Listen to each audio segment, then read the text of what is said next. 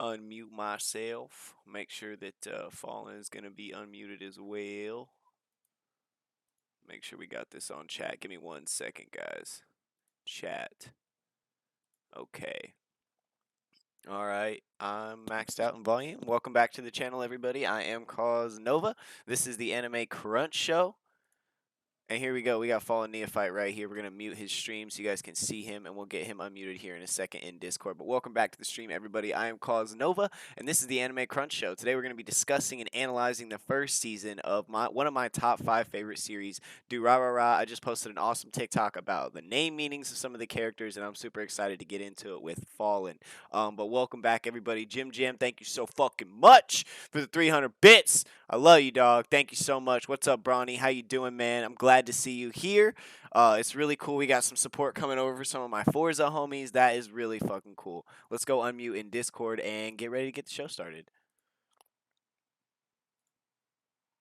Bada bing, bada boom. All right. I'm chilling. We're waiting on Fallen to get back. How are you guys doing today? I am super excited for everything we have planned. We have a big convention next month. As you can see on screen, the Anime Next Almost Home Convention in New Jersey has asked us to partner with them. We're going to be doing an Anime Crunch stream, and I will also be doing a Forza stream for them in the theme of Initial D and Wanga Midnight. We'll be talking about those anime the entire streams. So those are going to be really fun. We have a lot planned for the Anime Crunch Anime Next stream. It's going to be so sick. I'm really excited. Hope you guys are having a fantastic Sunday. And sorry we had to reschedule up to today. We have a lot going on, a lot of new overlays and graphics coming in, trying to fit in what we can use and what we can't use. But yeah, things have been good. I'm super excited. Sure, Fallen's going to be unmuting here any second, and we will be getting into it. I think I can just leave this up. I don't need to. Yeah, it stays up. Perfect. Oh, clapped. My man Fallen Neophyte down the bottom left corner. We've got the link for him up in chat. How are we doing today, guys? How are we doing? Actually, before the show starts, if you guys want to drop your favorite anime in chat and let me know, we'll talk about them. My top 5. Initial D, Ghost in the Shell, Durarara, a few of the Gundam series, and this last one is definitely difficult. We're going to have to say Cowboy Bebop. Yep. Initial D, Ghost in the Shell, Durarara, Gundam, a few of the series, Wing, Seed, and Iron Blooded Orphans, as well as, what I say, Cowboy Bebop, yeah. Let's go anime crunch time! Let's go anime crunch time! Thank you, Stream Elements, for being a happily participating member of the show. I appreciate you, Stream Elements. Once again, I'm Cause Nova, guys. If you haven't checked me out on social media, I have an Instagram, TikTok, and YouTube, as well as Fallen. Fallen has these things as well, so check us out for clips, content, racing content, anime content, drifting content. Just got my wheel, too, as you guys can see here. Got my e-brake. Didn't want to take it all down for the show, so we're just going to leave it up. Feel like I'm kicking it in a car. Oi! Helson, how are you, mate? Oh my god, I'm talking way too loud. I'm yelling into my mic, guys. I'm yelling into my mic. All right. How are you, Helson? It's so good to see you, mate. So good to see you. That PC's going to be here soon, Helson. I'm super excited to be gaming, playing some RS with you finally again. Maybe even some racing games if we can talk Helson into it. I do remember him having a wheel. But yeah, Anime Next, super excited. That is going to be next month, like June 15th, I believe. And we'll be posting all that information soon.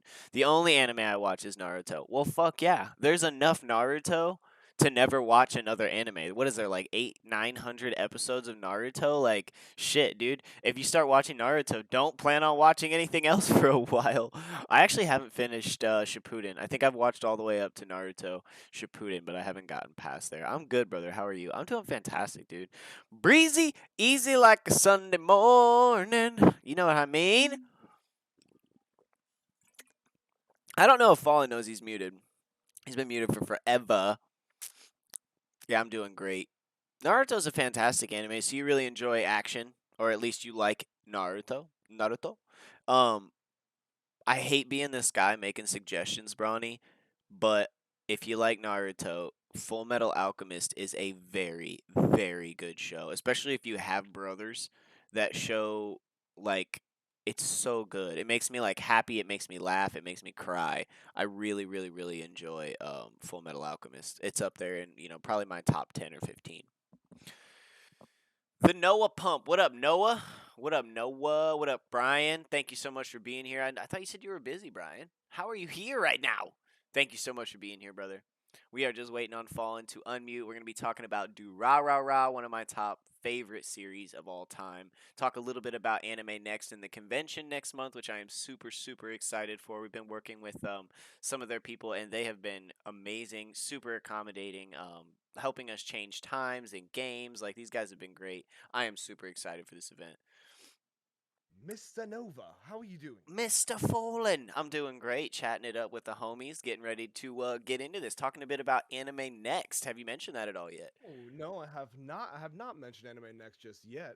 I was waiting for you, Mr. Nova. Give us a little rundown, because I just peeked on it. I just peeked on it. Okay, so basically, my experience for Anime Next as I've been growing up, I've obviously always been into anime, just like Nova here. And luckily, over here on the East Coast, Anime Next is basically the biggest anime convention that you could go to. So when I got into like my later teens and my 20s, I started going to Anime Next. It's always in Atlantic City. It's at a huge convention hall, and it's such a great experience every single time. So this year, we had tickets already, and then I was like, oh, they're gonna do it digitally, all right. And then I saw randomly on their website, I was like, oh, we can apply to be a streamer for it. I was like, hey Nova, you want to just like quickly apply and see what happens? And Nova was like, yeah, why not? So we did it. We applied, and then big Montings. They Yup. contacted us and said, hey.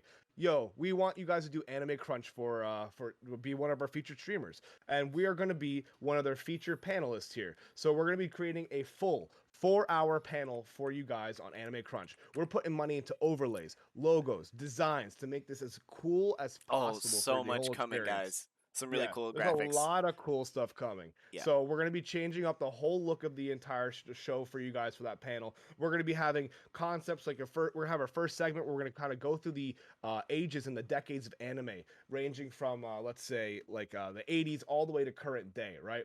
And then you got stuff that we'll be moving through. For example, we'll be moving into like what makes a meta anime. And then we have our featured analyst. Y'all know him, Nine Lives, The stopping by. boy. The boy. He's going to be stopping by and hosting his own segment as well. So we're going to have a featured segment with him, and then we're going to be having some Q&A sessions and a lot of other content that we're going to be talking about. Things like upcoming anime games, upcoming anime that are going to be coming that are going to be meta, because we're super excited for a handful of them too. So it's going to be a lot of fun. I hope you guys are excited for it. And then along with that, guys, we not only got selected to be their featured streamers for Anime Crunch, but also both of us got featured streamer position Yes, we for my did. yeah, for my category, FPS shooter on Tarkov, and Nova got it for the racing category. Yeah, I'm super Big, excited big about hype. that. One thing I want to say about the Anime Crunch content for the convention, it's something we really haven't done if you think about it, because this is content that really isn't specific to any series. So you guys are going to be able to tune in at any point. Don't worry about not having seen a series or tuning in late, because this is going to be content with the different panel categories and selections we're talking about. Tune in at any time. Pop in, talk to us for a little bit. If you're at work, you're in the bathroom, pop in and say hey. Yeah, literally just pop in and say, "Hey, what's up?" whenever you want. Yeah. Because we're gonna be talking all sorts of different topics, all sorts of different animes, and what we want from you guys is just to show up and just ask questions if you guys want. Just interact a little bit, hang out with us. Because the main point of this is just to be in a panel, right? Because if you guys have ever gone to a convention, they have panels that go on all day long, and you go in and they just have some sort of theme or presentation. They talk about it, and then the audience just goes ahead and chimes in and talks about it. Bro, I went to a panel once at Anime Next that was about One Piece themed, but it was all about One Piece boats and Right. whether they would be feasible to sail So on the the whole actual discussion ocean. is just like, yeah, the IRL feasibility of One Piece ships. I love that. Like so ridiculous, but amazing at the same time. And I love it. It's a wonderful experience, and I really appreciate the whole I entire can't thing. wait to go to a convention, man. I think actually I'm gonna go ahead and say it now. Next year, since we're gonna be massive streamers by next year, we'll go together. Yeah, 100%, dude. Yeah, we'll go. We'll live stream it. We'll go. 100%. Yeah, no, I will go in there. I'll live stream it. I will basically like notify everybody we're there. I mean, it's great for networking, just meeting people, and it's just such a cool energy out there because everyone's just so accepting of one another, you Oh, know? I'm gonna nerd out. I'll probably Yeah. cosplay and nerd out. Like, Oh let's yeah, dude. go. I cosplay every time. Last time I went to Anime NYC and I cosplayed as Tanjiro from Demon Slayer, and then I also did Obi, Captain Obi from Fire Force, and those are Sick. so much fun to do. My girlfriend did Maki, with the witch hat and everything. She had the sputters and all that stuff. It was great. Oh. That's awesome. I It still need was to pick really a really few fun. characters. Kakashi's overdone.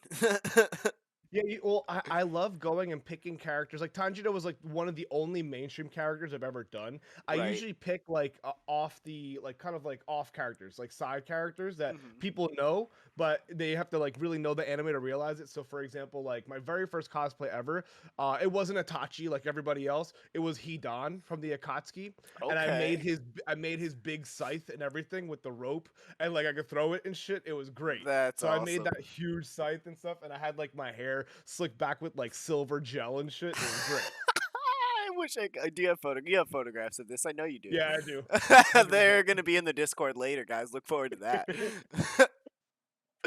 Okay, But hell yeah, without further I'm ado, super excited. let's get into some Durarara, one of my top 5 favorite anime series of all time. As we were talking about earlier, Fall of Neophyte, this series has it touches on almost every single genre. There's so much to say. I don't know how to say it. There's a lot of genres, All right. 0 to 1,000 really quick. A lot of characters and very deep character development. Those are probably some of the top reasons why it's one of my favorites.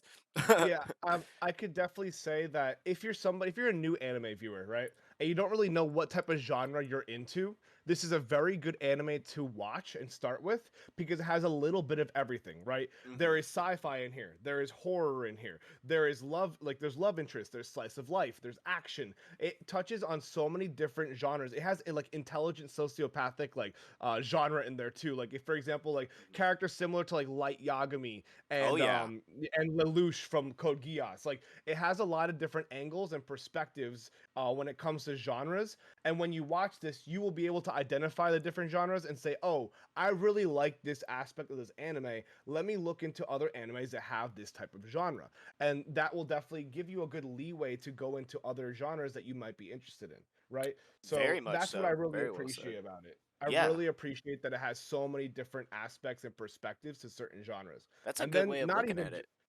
not even just that, the relationships, like Oh the my level god. of detail that they put into individual relationships between people, because you have so many different stories going on, but they all intertwine, is the beauty of this anime, It in my all opinion. works together. Yeah, like it feels like they're all side stories, but all of these characters interact daily. All of these characters are worried about as you said, they all are intertwined. It's pretty fucking cool. Yeah, Like the it's writers very of this show put some time into figuring this out. They didn't just write a plot and then fill in the blanks. Like this was a serious commitment. Yeah, 100%. It was incredibly done. Like because initially what happens in the very first season is each episode kind of focuses on individual main characters that you're introduced to, right? So Yep. you have a whole episode focused on Shizuo, and we'll get into these characters too. You have a whole episode focused on Izaya and Celti, and these are all main characters, but you don't know how they all intertwine yet.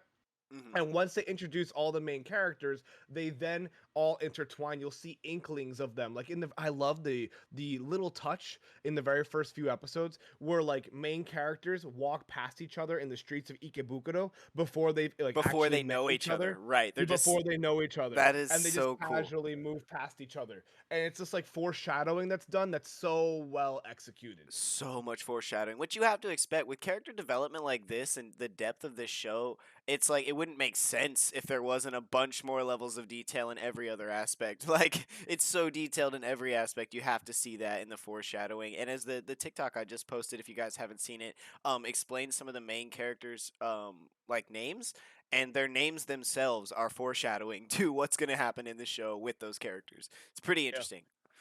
It's very, very cool. I mean, they put so much detail into this. And just so you guys know, this is easily available on Netflix, but Netflix is planning on removing it. Hulu has it as It with well. yeah, Netflix is planning to remove it within the next month or two. So if you only have Netflix and you don't have Hulu, definitely go check it out there. But if you have Hulu, you're good. You're safe. You're gonna be able to watch it whenever you want. There you go. I think it's on Crunchyroll. I wouldn't want to be quoted on that. I would have to double check that, but I'll put that in. I believe it's on Crunchyroll, But but just there's subbed. it's not yeah, just subbed. It's Yeah. not dubbed. And which is a question I have for you. Did you watch it subbed or dubbed? The first time, well, I watched it again, but this is probably the sixth time I've seen it. The first time I watched it subbed, and then I watched it dubbed a bunch, watched it subbed again like last year, so then I watched it dubbed this time. Gotcha. So Yeah. yeah, so I watched when I first initially watched it, I watched it dubbed because this was like when I was first getting into anime. Mhm. And I watched it dubbed. I watched the entire thing, season 1 and season 2. So you basically just have do ra ra ra with 2 exclamation points, and then you have do ra ra ra X2. Um, and I X2. watched both, but watched both of them dubbed, and then afterwards I watched it subbed, and then this time around I did a mix. Right, I did, like when I was like super hyper focused, I was doing it subbed, and then when I was kind of like laxing in bed, I did it dubbed, and I would just like mix it in between, and I would just have Absolutely. like an experience between the two because the dub is not bad for this. I was There's gonna a say lot of there's not a animes. that you have some Japanese cultural differences in this sub, but when it comes Yeah, down to actual plot lines, not a lot changes. yeah, not a lot changes. Yeah. The interactions are still very similar. It's just that some characters are just a little executed a little bit differently. Yeah. But like characters like Izaya is still very well done in dub Yeah. and sub. Like there's and like Shizuo is done well and so dub and sub too. So it's really nice. I only one that I don't like is Mikado. In English, he sounds more like a Yeah, the voice is really kind of a different. bitch. Yeah, Yeah. he kind of He's like this cow. really soft, and that's what I was gonna say. Yeah, We're gonna paint the setting here for you guys, and then we'll get into the characters that way, starting with Mikado. But yeah, in the dub, he is a lot more like that's why it's so much more shocking. I think in the dub version as yeah. as the series develops. Yes, yes, yes, yes. Yeah, he you definitely see more character. I feel like there's a little bit more character development because the voice gives him so much more innocence in the dub versus the sub, And right? then how you hear that Um, voice actor change it later and really yeah. bring that menacing vibe to it, like oh my god. So if you guys didn't know, Mikado Ryugamine is the main character of this Yes. entire story. He's the one that you're following for the most part throughout the entire story. Obviously, you have main characters who are associated with him, but this is the main character that you're noticing how he develops, how everything around him affects him as a human being. And I love that human perspective that they put into this. It's they actually show real mental development within each character. Oh, absolutely. You see mental illness. I was going to say that too. You see a lot of depression, you see anxiety Yeah. written throughout these characters, full of anxiety. Especially Henri and a few others, but yeah, Yeah. there is definitely a focus on mental illness and why these characters are doing what they're doing. They have motivation, and a lot of them it's certainly because of mental illnesses. Yeah. Yeah, and it's you have like and you even have like innocent anxieties like Mikado like being anxious about talking to Henri like in Which like a is like what romantic setting, yeah, right? yeah. Versus like other anxieties where like shit's getting real and I need to like actually calm down. Like there's a lot of depth to the levels of anxieties because in reality there's a lot of depth to anxieties in general, Oh, right? absolutely. You have stuff like social anxiety and then there's stuff where it's like anxiety from like agoraphobia or like you have anxieties for like actually dealing with certain situations that are very taxing on the mind, right? Oh, So absolutely. We're finding very all kinds of interesting new take ones. There's into a it. new one, work anxiety. So it's people that like Yeah. honestly feel like they never do a good job. Like I'm one of Yep. those people. I'm always like looking for that reassurance that like, well, did I do a good job? Like, so I think that's very consistent among millennial culture oh, in absolutely, general. yeah, We need feedback, a lot of reassurance and feedback, and I'm yeah, the same way. I like, dude, if I'm doing something, I always ask my friend, like somebody who's with me, am I doing okay? Am I having? Are we right, having fun? Are we yeah. okay? Are you Like I enjoying yourself? always Do you need ask. anything? Yep, Yeah. I'm And the that's same like the way. very much so like the I call it the host syndrome for me. Like I always want to make sure are people happy? Are you guys having fun? Are you Wait, doing well? are you a Because if Libra? they're doing no, I'm not. Oh, okay. I'm a Cancer Gemini cusp. So Hey, I I'm a always want to cuss make baby sure too. other people are doing well because if other people are happy and doing well, then that means I'm happy and doing well. That's like my own Right internal there issues, with you, right? bro. All right, Yeah. so let's paint them a little scene. We have Go for it. Mikado Ryugamine. I can't remember if Masaomi moved out of. I think Masaomi moved out of the country, right? The very So Masaomi and Mikado they live together in the same little podunk like farmer yes, they little go to middle village, school right? together, right? And then Masaomi left way before Mikado left. Yeah, I think he left Masaomi at the he went beginning of out. middle school. So Yeah, Masaomi he goes through dipped middle out. school, but him and his good friend who moved to the city of Tokyo, Ikebukuro, Masaomi Kita, they stay friends. They talk online and whatnot. And Masaomi is starting to get kind of lonely in the city and dealing with a lot. So he kind of asks his friend jokingly, like, "Oh, you should move here for high school. You should go to the high school I'm going to," which is really common in Japan. Japanese kids who live out in the country will often like, "Oh, I want to experience the city," so their parents will often like let them go and like board at a high school. Yep. So that's kind of our setting. Mikado decides, well, it's high school. I want to go check out the city. So he's heading into town. I think it's on a train. He's on a bullet train. And that's Yeah. where our story picks up with Mikado Ryugamine, innocent little freshman heading into Ikebukuro, the city of Tokyo. Yeah, I mean, and I also love that cultural aspect, like showing that, because like in the United States, we don't do that, right? We stay Yeah, home with that's our not a parents thing. until we're ready to move out. Whereas in like Japan, people send their kids out and they live in like little podunk, like small little apartments, and they go to high school and Yep. they stay in these apartments and like that's what they do, and like you live on your own from a very early on age Yeah, versus what 14, we 15, like versus 16-year-olds. Yeah. yeah, versus what we actually do, right? And that's where you get like the issue culturally where like some of these kids become recluses, right? They stay inside their apartment and they don't leave. And that's like an actual big issue in Japan because you Yep. have all these people who are recluses and they don't contribute to society. So it's very interesting how these type of experiences that they have culturally can affect how the kid develops versus like our lives in America, right? Oh, absolutely. And not to mention, the social anxiety and the way interaction and social interaction, not to mention like or to mention like romantically especially. So a lot of these people are driven into their little studio apartments like, "Oh my Yeah. God, they can't just like walk up to girls and ask them for their number and look like fools like we do and get shot down a million times because this is considered extremely embarrassing and almost heartbreaking."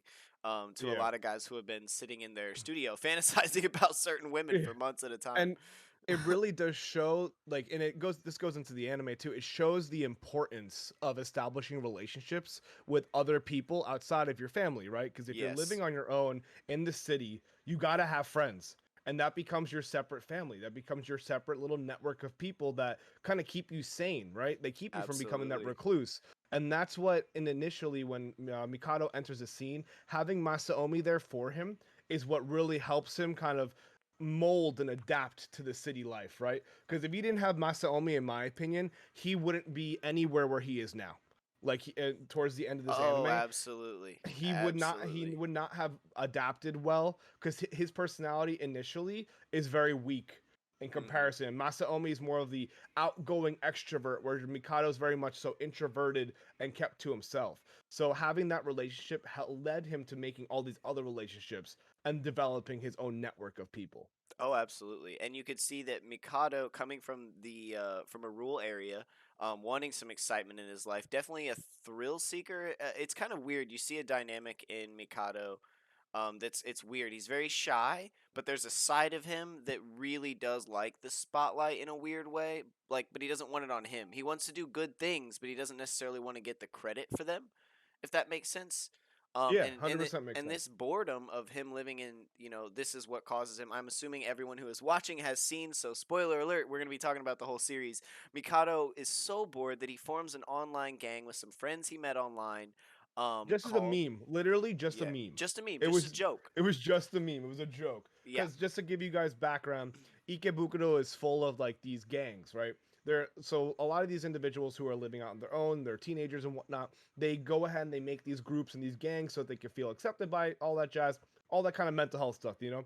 But Yeah. in this world, you have these things called color gangs, and you have gangs like the yellow scarves, and then you have people like the blue squares, and they kind of run the city in their age group. So you have like these little gangs which are like the high school kids, and then above that is like the yakuza shit. Yep. So you have these Yep. little gangs that run around, they do a bunch of bullshit. They either like they go ahead and they'll like graffiti some stuff, they'll like run certain areas of the city and all that jazz. So Fight he with ends up the other creating his gangs. own gang. Yeah.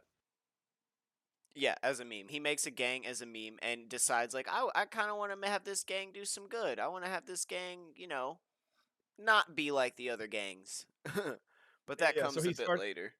Yeah, so he starts it with a group of friends, like online friends, creates this gang, and he just like they just spread the word. They just go on forums and shit, and like They they give just out the mention, password. they Yep. give out the password. They just spread the word about the dollars gang, and they have no color. They're not associated with any colors or anything like that, so no one knows who they are. But a lot of mystery behind it, right? Right. And it started off as a meme, and then it was great. And then all of a sudden, people started like taking the dollar's name and adhering it to like really evil acts that were happening. Like, oh, someone was killed, or oh, someone was a hit and run, and they were blaming the dollars group that he created. And all this negative publicity made all of his digital friends basically disappear on him. All the Yeah. people who helped him start the actual meme disappeared on him, and he was on his own. So he was like, "All right, you know what? I have like 1,000 people in here on this little like group page that he made. He made a web page that he sent out to people with a password, and he said, "Hey, why don't we do some good? The dollars didn't do all that. Let's just like remove graffiti or something." And he basically just said it out of random, and people were laughing at him in the forum. And then all of a sudden, graffiti was removed, Yeah, I was gonna and it say at shows. first he took some heat. People were calling him a pussy, calling him, all these terrible things. And yeah, I think he woke up one day and there was a news article where some graffiti had been removed, and where the news had claimed it to the dollars, right? Yeah, Yeah, basically, well, no, basically said like, "Hey, all this graffiti was removed, and not like, a single person couldn't have done it overnight. So it right. had to have been a A group of group. people." Yeah, And that that's showed right. him that he has like some sort of influence, right? Hmm. Suggestions in this group of over 1,000 plus people could reach, and it shows that he actually has some sort of influence, which then leads to future decisions that he makes. Hmm. But right, fast forward. Well, I guess not really fast forward. Unpause. We're on the train. We know a little bit about the dollars. We see Mikado communicating with some of his friends online about it, mostly communicating with Masaomi, and he arrives in the city to meet his boy, Masaomi Kita. Should we get into that character there? Yeah, sure, 100%. I'm gonna pull up his Man's used to character have stuff. he used to have black hair. Now he has blonde hair. You see a lot of people do this in Japan. I feel like the black hair is very much so like native to them, and then blonde hair is like It's the that cool thing to Western do. culture, yeah. Yeah, it's that Western culture look. So that's the first thing that Mikado notices is like, oh, you changed your hair. And Masaomi is kind of your comedic relief right now. When you first meet him, he is more so the comedic relief. He's very much so flamboyant, like a flirt, just trying to have Oh fun, yeah, he's having a your good extroverted time. friend. Everybody's got one. Super extroverted friend, always just trying to have a good time. And that's your first interaction that you see with him. And then basically Masaomi takes Mikado up an escalator out of the boat, like the subway system, and then they enter the city, right? And then Yeah. Masaomi introduces him to a whole bunch of various people as they walk around the city. You meet people like Dotachin, where you meet like there's like a little group. Dotachin is one of my favorite characters. I Dodashin's believe awesome. his actual name is Kyohei Kadota, and Yep. he has a little squad of homies where it's Erika, Walker, and Saburo. And they're just a bunch of like a group of homies who just like go and eat sushi together. Dotachin just like he's if you actually notice, I love this aspect of it. They show you background like information about the characters too to add more depth to it. So like Dotachin actually is starting up his own little like jazz club in the background. I don't know if you noticed that, but like on one of the scenes, Yeah. he was like doing the tiling for his bathroom of the jazz club that he's opening. And then you have Walker and Erica who are like ultra weebs and they relate everything to animes. And it's really, really cool. I resonate with them heavily. And then you have people like Saburo who's really into like Western culture and whatnot. So you really get to see a lot of depth in these characters, Oh, and very all the much so. characters that you meet in the very first episode end up being crucial core characters in the future. So like you'll see like Celti drive by, which we'll get into in a few, and you'll see like Shizuo walk by, and you'll meet What's up, Simon from Russia mustache bro? How Sushi. are you, You bro? meet a whole bunch of different characters in the How very you first doing, man? episode, Thanks for and being you here. don't Thanks to everybody realize for how being here. important How they are you are guys until today? later in the season. Absolutely. It's like you don't even. You're like, who's this guy? Like they pass all these characters. I think in that first walk, you see Simon. You see everybody. I think you do see a clip of everybody, if I'm not Yeah, mistaken. you see an inkling of Isaiah thrown in there. You see a whole bunch of random people, and you don't realize who they are until the story progresses. Right, right, right. So we have Masa Omikita move to the city. In the background, as we now know that Mikado is the founder or the leader of this weird little transparent group called the Dollars. We find out much later. And I mean, in the first few episodes are very light. That's what I like about this series. It brings you in and really lets you get comfortable before it hits you with anything abrasive. You Yeah. meet these two friends. You kind of see their dynamic. It seems really wholesome. Masa Omikita is really funny. No shame whatsoever. Very confident kid. We later find out he is the leader of the Yellow Squares, which is a color gang in Yellow the city. So scarves. yeah, why did I say that? Blue Yeah, squares, yellow scarves. The Yellow Scarves, which is one of the color gangs in the city, as we talked about, that's been fighting for a while. And I wanted to bring up something Fallen said earlier about the different age groups in the gangs. This is actually very crucial. Masaomi brings it up a few times when he's scolding the Yellow Scarves for things that they've done. He's like, "You guys got to chill out. We keep messing with this like grown-up shit. The Yakuza's gonna come after us." Right? So these high yeah. school gangs only they stay low key and they fight each other. They don't mess around like you said with the Yakuza or the bigger events because it could be the death of their gang. Yeah, because there is situations where you meet certain characters who are trying to gather information, and then meet up with and he's an investigator. He meets up one of the yakuza leaders, and the yakuza leader's like, yeah. So there's the color gangs below us, there's the dollars below us, and then you got us. We Yeah. handle the real stuff, and then they handle all the little menial stuff. So this little age group, it's like the step before the yakuza. Like you join these gangs like the yellow scarf and the blue squares, and then you either leave and you go do real life, or you end up Or going to you the yeah, yakuza. you end up going Yeah. into the Yakuza. So like you have that kind of dynamic, and Masaomi was the leader of the yellow squares, yellow scarves. Now I said it, yellow scarves, My and bad. I started and something. and they basically had a feud with the blue squares, which is another color gang. And they eventually got into a fight that you don't really hear much about. They got into a big fight, and then both of them kind of like fizzled out. They kind of disappeared a little bit. And then I guess at that point, Masaomi said, "All right, I'm gonna head out because I don't want to get even more in deep with this stuff."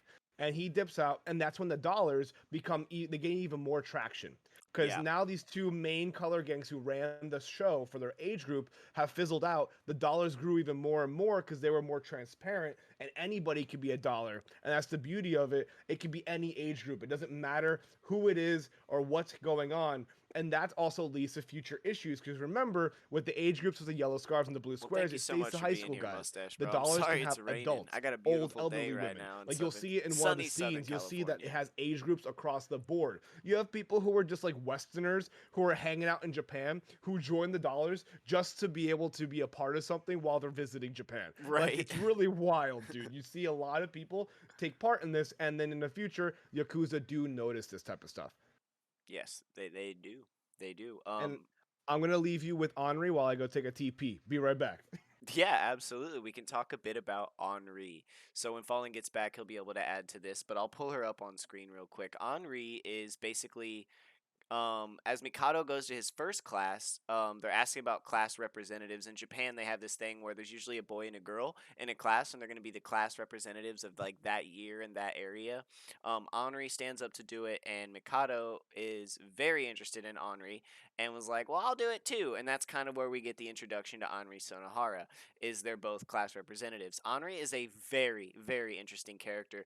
Very cute. Starts off very shy, very anxious, very humble, doesn't talk much, is kind of reserved. We find out a lot more about her later, being the fact that she does happen to be Saika. She is one of the original Saika, which is pretty interesting. Saika, and this is where the fantasy elements come into play.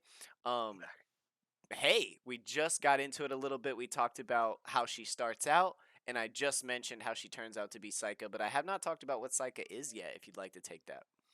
Yeah. So, all right.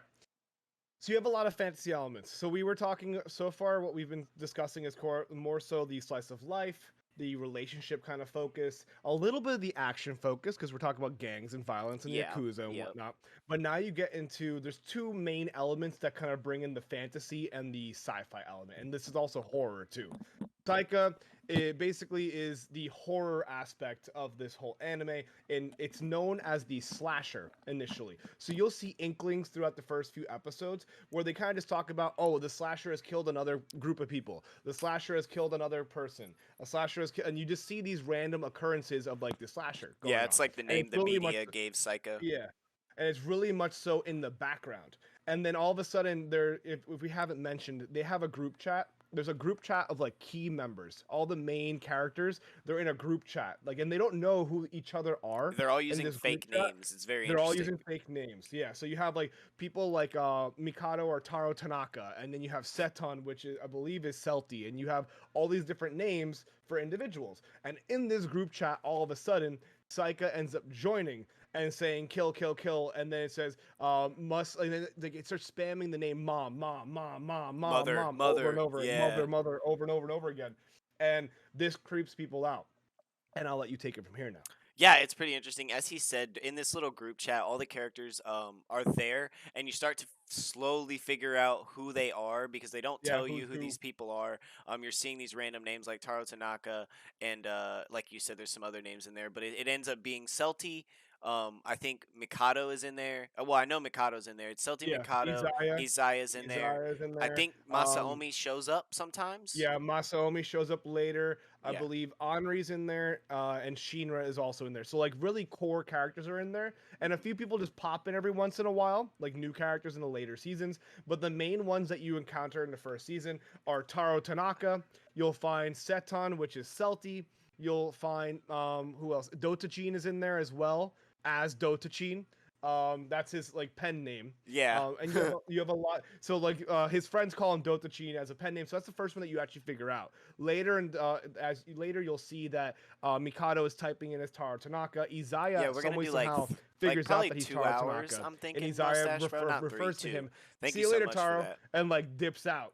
And you realize, oh, he knows, like he's a knower. Yeah, Izaya, he calls him that, and and yeah, and he he's calls him out. standing there kind of shook, like, oh shit. And we'll go into Izaya in a few, but let's finish up on Saika. Give us a little bit of the backstory on why she is this Yeah, cursed so blade. it's pretty sad. We don't really understand until much later in the series. I think it's in like the later arc of the series that we find out why or how Henri became Saika, and it's pretty sad. So her dad was an extreme alcoholic. His business was failing, which caused him. He was actually, this all ties in. He was an antiques dealer. And this is actually where Saika came from. Saika is a blade. Saika is a cursed Japanese sword. And I can't remember really the backstory on why Saika is a cursed sword. Do you remember that? Why it's a cursed sword? I believe it was used to just kill a ton of people Yeah. back in like the Shogun era, and that's why it became a cursed sword. Yo, fun fact: she was born on Halloween, which makes sense Oh, for her All Hallows character. Eve. Yes, it That's does. amazing. That's So so good. awesome. Okay, yes. So Saika, it is this cursed Japanese blade, which gets sold to Henri's father's antique shop earlier in the series by a character we'll talk about later, which is Shinra's dad, I do believe, is who sells it to him. But this blade is cursed. Somehow the mother gets a hold of it. Anyway, the business starts to fail. Henri's dad becomes very aggressive, starts beating the crap out of Henri and her mom. One night, Henri's laying there bruised and kind of reserved. She starts to, like, what a lot of people do in abusive situations. They like reserve themselves. They go into this dark cave in their mind where like that's where they are and they're not existing in what's happening. But anyways, this one night, he's like pounding on her. And Henri's mom shows up with a blade and just like hacks him to death. Just as like has these red eyes and is smiling the whole time and just like destroys him with this blade and then looks dead at Henri, and I believe she says like I love you or something like that, and then kills herself in front of Henri. And then Henri, the police show up. Henri tells them she really kind of doesn't know what happened. She like blacks out. Tells them someone broke in or something like that when all this had happened. She somehow keeps the blade. They don't talk about that a bit later, or like Yeah, how she gets cut by it by any means. They actually don't even go into that. Like after this event, Henri has apparently grown up and kind of kept the blade the whole time and has been Saika. But because she has this whole parasitic kind of idealism in her head where she believed that she is a parasite, being that she has the power of Saika and whatnot and can take control of people. She tries not to use it as much. She doesn't use it for malicious intent, if that makes sense. yeah. Yeah. And it really does show like what Nova just explained. It shows how why her character acts the way she does. She's super dependent on other individuals. She kind of latches on to other people because she has no one to latch onto now. Her parents are gone, right? So Yeah. she originally had a friend that she was latched onto, but then we'll get into that what happens to her friend in a few.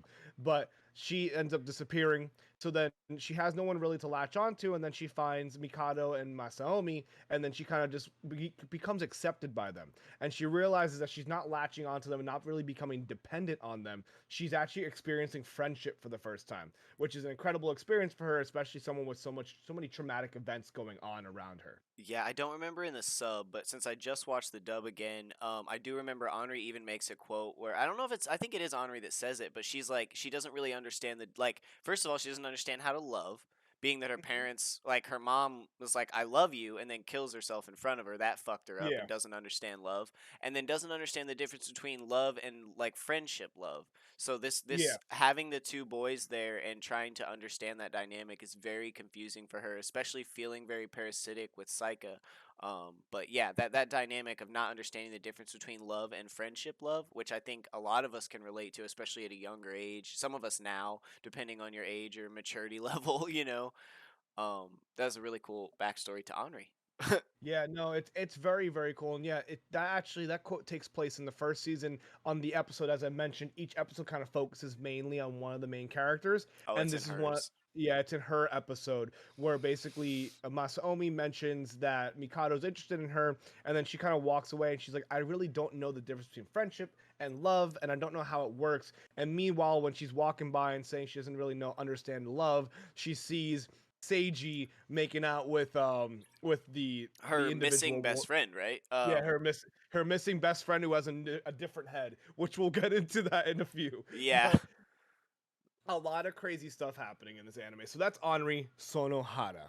She's a fantastic character. Now, who do you want to get into? You want to get into Celti? You want to get into Shinra, Izaya, or Shizuo? Oh, Who are you dude, feeling right now? Izaya is one of my favorite characters of all time. I want to save him.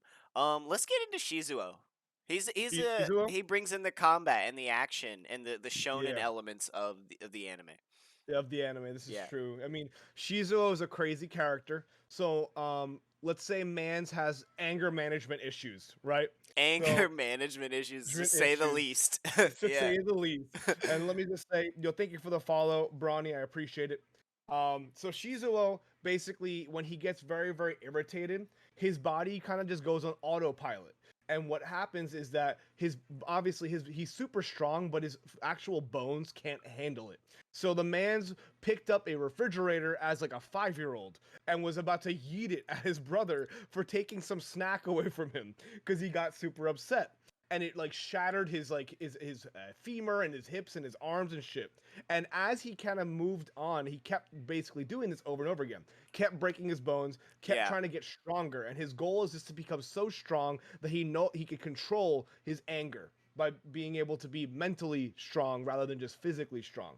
So you'll see him get into fights. You'll see this man pick up light posts out of the ground and yeet it at people. You'll see him pick up like vending machines and throw it down like a block street. Like he is crazy strong, and his job right now is he's basically an enforcer, right? yep, yep. He He works works as an enforcer with a collector. Yeah, yeah, with the collector. He's basically a money collector. And the guy's name is Tom. And they'll walk around and they'll go and they'll basically collect money. If the people are like, no, I'm not gonna pay you, Shizuo picks up a refrigerator again, and then the guy pays him. throws it through a So window. Yeah, yeah, it's throws it through a window. So he's the enforcer character, and he also has a lot of issues with another key character, Izaya, and you'll also see that he has a relationship with Shinra too.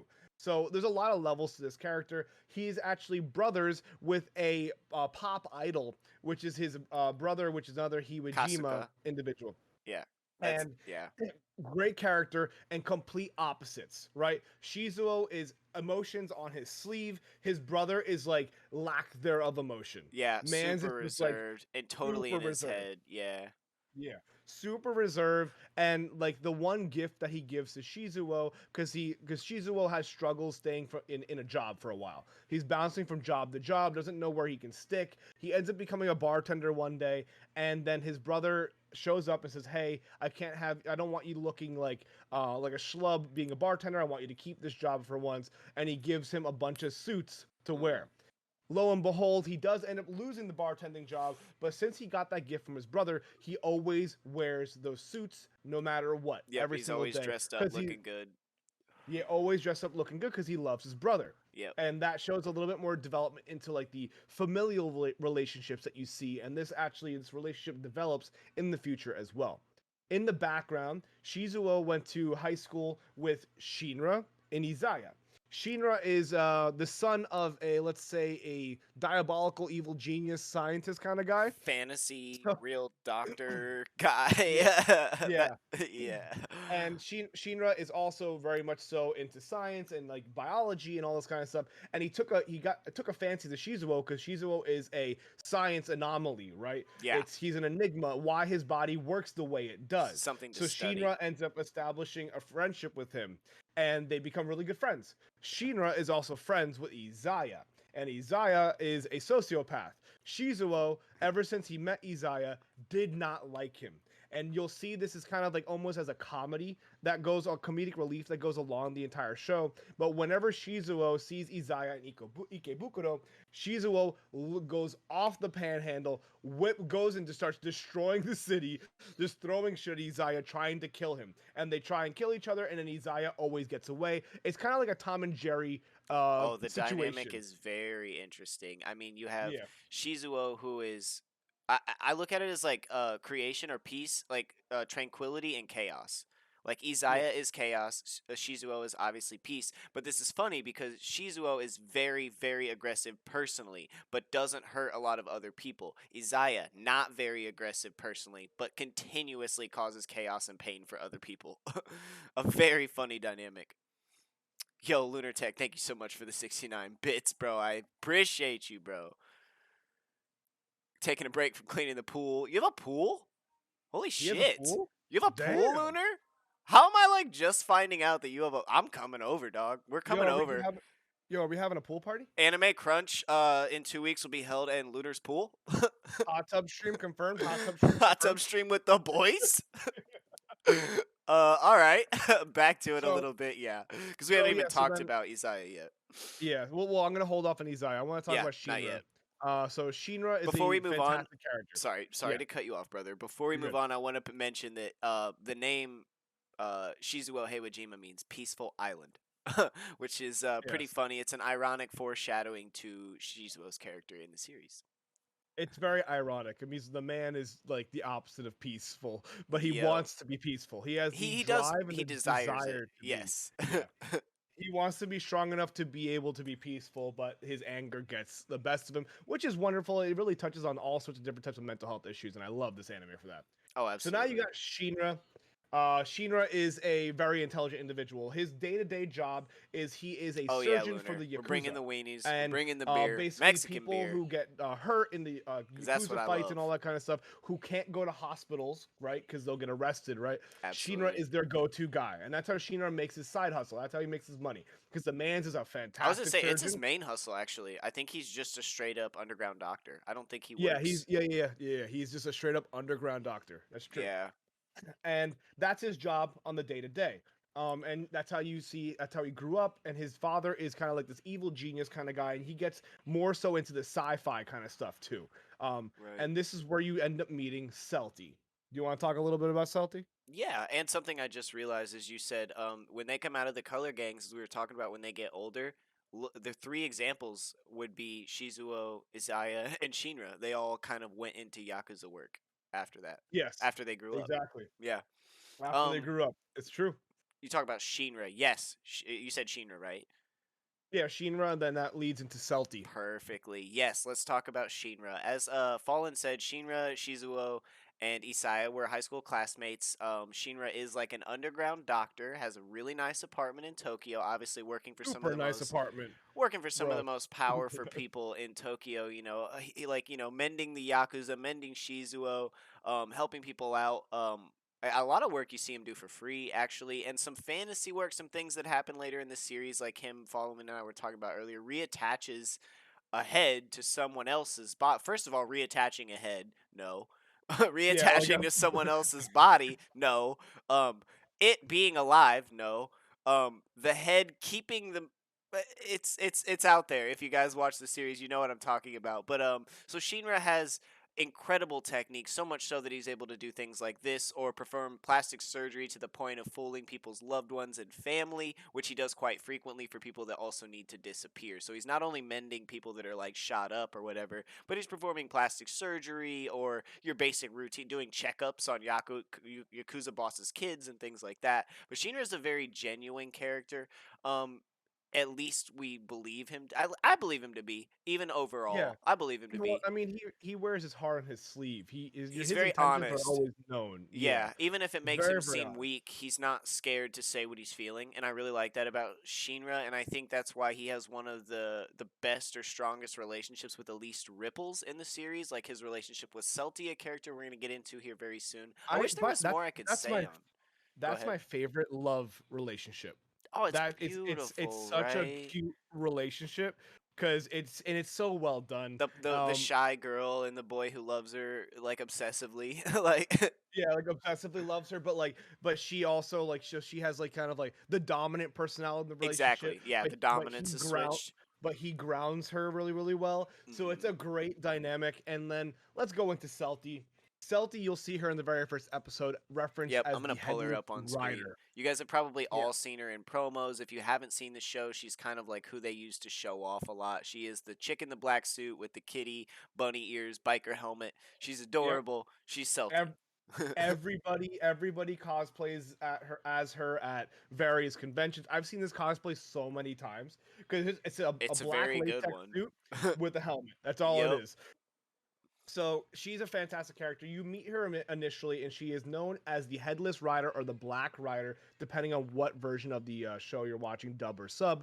And she kind of goes around completing jobs. And what happens is she's a transporter, right? So what she'll do is she'll transport things, or she'll go and recover individuals. She'll bring a person to point A to point B. And she kind of just came to Oh Tokyo, hell yeah, and Lunar. her If we're main doing objective that, is to I'm find her bringing head. Now, the way this works is God, I she is can't remember the considered name of a it. Dullahan. Jameson, So and I she's an want some of that Irish Dr fairy Pepper to from put back in in the day. it. And a Dullahan will basically, they don't have a head. They're like a headless rider, but they carry their head on their arm. Just like the what was that back in the day in the American horror? It's like Pumpkinhead, but like he will carry his pumpkin head around on a horse. He's also a headless um, rider. it's Sleepy Hollow, isn't it? Sleepy Hollow, yeah. So same type of scenario. So Yeah. the Dullahan is found in Irish fairy tales and whatnot, and she ends up being found by, lo and behold, Shinra's father while she's a stowaway on a boat. And what happens is that she's on that boat. She meets Shinra's father. Shinra finally gets to see her. And Shinra, keep in mind, is super young. She's been alive for like thousands of years. Keep that in mind. She's been alive for a very very Yeah. long time because she's a fairy. And at some point, she loses her head. Well, I'm not actually, gonna that's really. why she's going to Tokyo. She's chasing her head. Yeah, That's why she she's gets trying to on the find her ship. head. Yeah, she Yeah, knows it's on the ship and she's following it there. yeah. So she loses her head, Yeah. and that's why she's here. And then she ends up communicating with Shinra and Shinra's father, and then basically Shinra grows up with her, basically watching over her, and so on and so forth. He falls in love with her. And now she's in Tokyo, kind of searching for her head, and to kind of make the time go by a little bit faster, she completes these little odd jobs that she's given by various individuals. And one of those various individuals is Isaiah, the information broker. Yep, she often works as a protection for Isaiah because he has a lot of enemies. Yes, a lot of enemies. Like I think she makes quite a bit of money from that. It's pretty crazy that he makes his money from information brokering, but we will get to that in a bit. We're still Yeah. talking about Celti. There's even more to go into. The black bike, I think we should talk a little bit about that Yep. happens very quickly in the scene. But she is an Irish fairy, a fallen Valkyrie, and she rides a horse. That's what like the whole thing comes from. But she sees a motorcycle before she gets on the ship. She realizes it's more of an industrial world. She wants to blend in. Her horse takes the form of the black bike. Yep. Therefore, the black bike actually makes no sound, or it makes no motorcycle sounds, but it makes horse Yeah. sounds. Yeah, it makes horse sounds, which is Yeah. great. So, and when you first meet her in the early seasons, she's very low key. She'll zoom by really really fast, so nobody can really get a good look at her, and she likes to keep everything on the down low. And then eventually, you'll see throughout the season that she then gets to a moment where she says, "You know what? I want everybody to see me," and she kind of has character development, right? Oh yeah. You see Her her from going from announcement. more of a recluse, and then she kind of announces her existence among the world. Well, And then people she start to blame her for things, and yeah. people are like terrified of her and calling her a monster. And I think at this point, she kind of like she's done being scared and done being worried, like you said, and it's just like, fuck it, here I am, I'm a monster. Like, Also, something to note that since she doesn't have a head, the way she communicates is by using a phone, a little PDA, and she'll show people texts, and that's how although she communicates with she people. can produce sound, because in that moment when she announces herself, that whole crowd can hear her. She's like Yes, that screaming was it. Yeah. yeah, that was a very interesting moment because normally she can't She communicate because she communicates has no through vocal text. cords. Yep. Yeah, Yep. but like at that moment, she had so much passion and energy behind it that everybody was able to hear her, which is a great moment, very monumental moment in her character development as a whole. And what happens after that too is that now that she's very much so in the public eye, the police force actually go ahead and create a motorcycle unit to pursue her and make sure that she doesn't mess with them. And they're pretty And then badass. She's yeah, terrified of them. she's terrified of them. Yeah, they She like flex on her goes into heavy. panic and like freaks out. It's very cute. Yeah. So she's a very, very cool character, and this is where you get the fantasy aspect in the show, along with Saika and whatnot. I really appreciate her character. She falls in love with Shinra, and that's my favorite love interest in this entire One of show. my It's really well favorite done. moments in the series is Shinra like talking to her about how she can hear and feel and perceive the world around her, and like he goes through this whole spiel about, well, my theory is like it's this black ooze and you're taking information this way, and at the end of it she like types a bit on her phone, holds it up, and it's like, stop being weird. And it's like one of my favorite. It just shows off the dynamic that you were talking about earlier. Yeah. It's a really, really fun dynamic. I mean, she relies on him heavily too. Hmm. Like she'll cry in his arms and stuff like that. And what Shinra always says is that you don't need your head. I love you as you I are will and always who love you you are as you now. are, no matter what. Yeah. Like, I'm in And love with you. Yeah. his main fear is that if she does get her head and they reconnect, she'll regain all her memories and forget all about him. And that's why he actually takes active steps to kind of prevent her from getting the head back. Because he low key knows where the head is at. Yeah, I think her father actually, in my opinion, is initially the one who took the head. He's the one who has Yes. it eventually, so I believe he is the one Yeah, who yeah. takes it So he's the initially. one who he took the head and then he sold it basically to a pharmaceutical company Yeah. and sent it to them. And then that leads you into the whole Seiji issues and all that kind of stuff too, which we'll touch on in a few. It's like 10 arcs at one time. Yeah, there's a lot of arcs going on all at the same time, and that's why it keeps you hooked. Because there's so Yes. many stories that you want to kind of get the cliffhangers out of, right? There's a ton of them. So Yeah. then the head is sold to this pharmaceutical company, and then that pharmaceutical company is led by what's her name? What's her name? You have Seiji. Oh yes, Nami Yagiri. Yagadi Nami, yeah, Pharmaceuticals, yeah. Yagiri Pharmaceuticals. And just to mention them, I'm not going to go too in depth in them, because they're not really huge main players in the beginning of the first seasons. They're only in a few episodes. Nami Yagiri she runs a full sector of the of basically of a pharmaceutical company, and her family has the head. She finds it, and then her brother finds it, and her brother falls in love with this head in a jar, A lot of right? people do. A lot of people seem to be like, it has like a spell. I think just because it's Celti's head, being that she's a fairy, it charms Yeah, men. Like, it has this spell over men. yeah. So then after that he falls in love with that head, and then eventually what happens is that Seiji, her little brother, he has a stalker. The stalker ends up coming into his house, seeing the head on his basically his desk, and then Yeah. he ends up killing her, then calls her sister, and calls his sister and says, hey, I just killed someone, I need help. And then instead of just removing the body and getting rid of it, they take the head of the Doulahan, and then Shinra reconnects it to the body that Like, he just who's. freshly killed. Like, fuck it. And then and then what happens is the body reanimates, but the memories of that head are gone. It's the memories of the girl that he just killed, and then that girl is kind of just posing as this head to just be accepted by the person she was stalking because she loved him.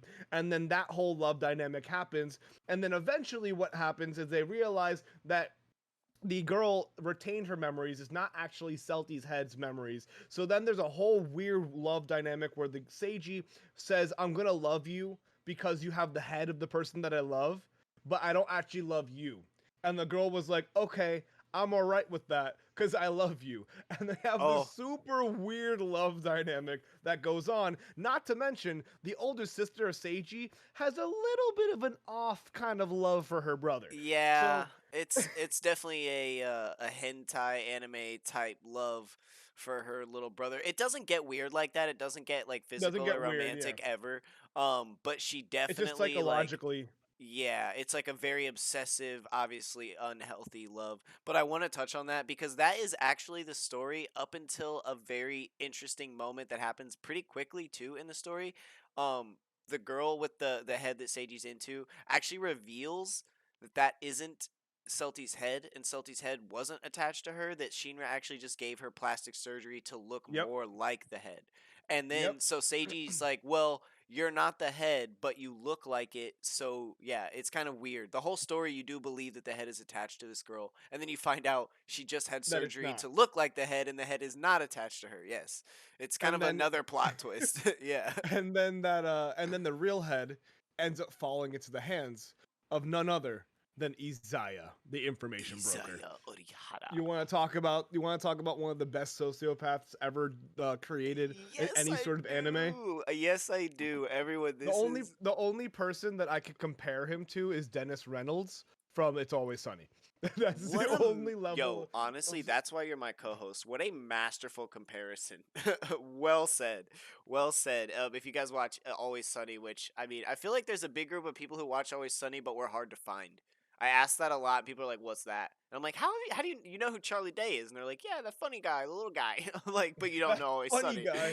Yeah, did you Okay. have Danny DeVito? You got all sorts of great characters in there. Oh, Dude, it's so dude. good. All kinds, dude. Yes, and then you have like guest characters that come on that are fantastic. But back to Izaya Orihara, I'm super excited about this character, Izaya Orihara. Let's talk about his name real quick because it foreshadows his entire character. Well, not his entire character. Well, kind of.